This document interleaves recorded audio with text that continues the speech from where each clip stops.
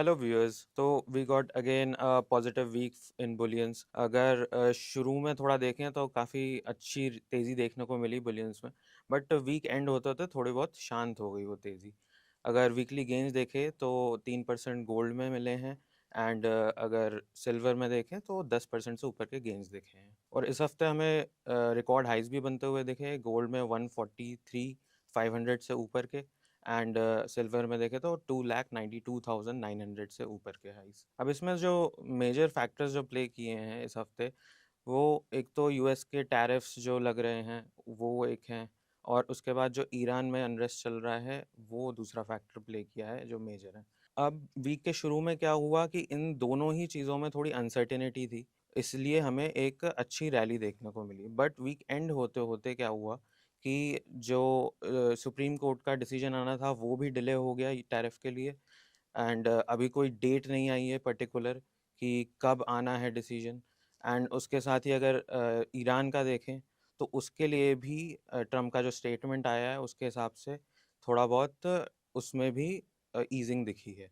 अभी कोई military strikes या फिर कोई ऐसा कुछ नहीं करने का प्लान है ट्रम्प के द्वारा। एंड अगर इकोनॉमिक डेटाज की बात करें तो इस हफ्ते हमें जैसे कि new home sales data, PPI data, existing home sales, manufacturing production, industrial production, ये सारे जो डेटाज मिला हमें, ये एक्सपेक्टेशन से थोड़े बढ़ के आए हैं। एंड उसी के साथ अगर इनिशियल जॉबलेस क्लेम्स की बात करें तो वो हमें घटते हुए दिखे एट 198,000। तो ये जितने भी फैक्टर्स रहे वो थोड़े बहुत वीक रहे प्राइसेस के लिए, बट इन सब के बावजूद हमें एक पॉजिटिव क्लोजिंग देखने को मिली वीकली। बट अगर ओवरऑल देखा जाए तो अभी भी बला टली नहीं है। अगर ईरान में देखें तो ईरान मानने वाला तो है नहीं, और ट्रम्प भी कम नहीं है, वो भी कोई ना कोई एक्शन ज़रूर लेगा। तो देखा जाए तो डिले हुई हैं चीज़ें, बट आगे कुछ भी हो सकता है। तो कोई भी अनरेस्ट सिचुएशन और पैदा होती है तो हमें दोबारा तेज़ी देखने को मिलेगी इसमें। अच्छा, एक और इंटरेस्टिंग चीज़ इसमें और देखी गई है इस हफ्ते कि गोल्ड सिल्वर रेशियो जो है ना, वो अपने ऑल टाइम लो पे दिखा है इस हफ्ते। टू बी प्रिसाइज अगर नंबर्स देखें तो 49.91 का लो दिखा है हमें इस हफ्ते। अगर हिस्टोरिकली देखें तो ऐसा लो 2-3 बार ही दिखा है हमें, और इसके बाद जो हिस्टोरिकली बात करें तो यहाँ से बाउंस भी दिखे हैं। और अगर हिस्ट्री रिपीट होती है और यहाँ से बाउंस हमें दोबारा मिलता है तो हो सकता है कि जो सिल्वर का डोमिनेंस अभी चल रहा है लगातार, वो हमें थोड़ा मिनिमाइज होते हुए दिख सकता है। तो ये आगे के लिए हमें थोड़ा नज़र रखने की ज़रूरत है इस चीज़ पे। अब अगर इम्पोर्टेंट लेवल्स देखें और ट्रेंड की बात करें तो गोल्ड इस बार साइडवेज टू बुलिश लग रहा है, और लेवल्स देखें तो 1,45,500 एक अच्छा रेजिस्टेंस है। इससे ऊपर ब्रेक करता है तो 1,48,000 तक के प्राइसेस आ सकते हैं। और वहीं अगर प्राइसेस में फॉल आते हैं तो सपोर्ट बनता है 1,40,000, और उसको भी ब्रीच करता है तो 1,38,000 तक प्राइसेस आ सकते हैं।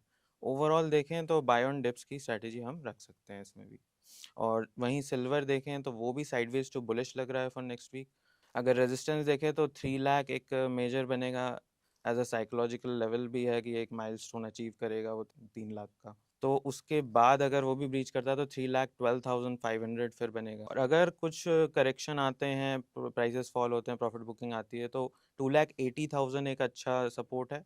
अगर इसको भी ब्रीच करते हैं तो फिर एक सपोर्ट बनता है 2,66,000।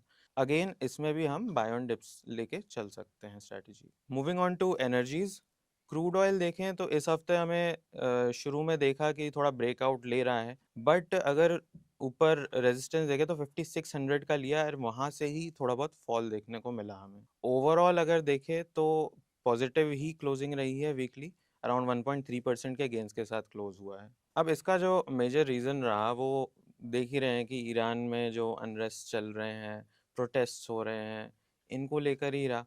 एज वी नो कि वहाँ पे जो एक वायलेंट क्रैकडाउन चल रहा है प्रोटेस्टर्स का, तो इसलिए जो ईरान गवर्नमेंट ने जो इसके लिए एक्शंस लिए, उसका रिएक्शन जो है ट्रम्प ने एज अ रिजल्ट उसने बोला कि हम कुछ मिलिट्री स्ट्राइक्स करेंगे ईरान पे। तो इस वजह से जो स्टेटमेंट आए, तो इस वजह से हमें एक तेज़ी देखने को मिली ऑयल प्राइसेस पे। बट वीक एंड होते-होते हमें दिखा कि ट्रम्प से स्टेटमेंट आया कि अभी हम उस चीज़ को कर नहीं रहे हैं, मतलब मिलिट्री स्ट्राइक्स अभी नहीं कर रहे हैं। तो ये एक थोड़ा वीक रहा प्राइसेस के लिए, इसलिए हमें दोबारा एक फॉल देखने को मिला रेजिस्टेंस से। अगर डिस्प्यूट और एग्जैजरेट होता है, अगर वहां से सप्लाई कम होती है, तो हमें फिर से प्राइसेस में जंप होते हुए दिख सकते हैं। और इसी के साथ रशिया के ब्लैक सी में सीपीसी टर्मिनल में जो ड्रोन अटैक्स हुए, वो भी एक रीजन है क्रूड ऑयल मार्केट को सपोर्ट करने के लिए, क्योंकि हम देख रहे हैं कि वहां से जो सप्लाईज आती हैं वो 9 से 10 लाख बैरल्स पर डे के आसपास आती हैं। अब जब तक ये ऑपरेशन रिज्यूम नहीं होता, तो ये प्राइसेस को सपोर्ट करता रहेगा लगातार। जब वीक एंड होते होते हमें इन्वेंट्री डेटा मिला, एंड उसमें जो बढ़ के आए हैं inventories around 3.3 million barrels, but जो एक्सपेक्टेड था वो था विड्रॉल्स रहेंगे 1.7 मिलियन के। तो ये एक थोड़ा नेगेटिव रहा क्रूड ऑयल के लिए, तो हमें वीक एंड होते होते थोड़ी बहुत ड्रॉप मिली प्राइसेस में। अब नेक्स्ट वीक की बात की जाए, नेक्स्ट वीक ट्रेंड रहेगा साइडवेज टू बुलिश। 55.20 एक अच्छा रेजिस्टेंस है, अगर ये भी ब्रीच करता है तो फिर 56.50 एक अच्छा रेजिस्टेंस बनेगा। एंड अगर प्राइसेस फॉल होते हैं तो सपोर्ट बनेगा 5400, एंड अगर उससे भी नीचे आते हैं तो 5280 नेक्स्ट सपोर्ट बनता है। ओवरऑल देखें तो प्राइसेस पॉजिटिव की तरफ लग रहे हैं।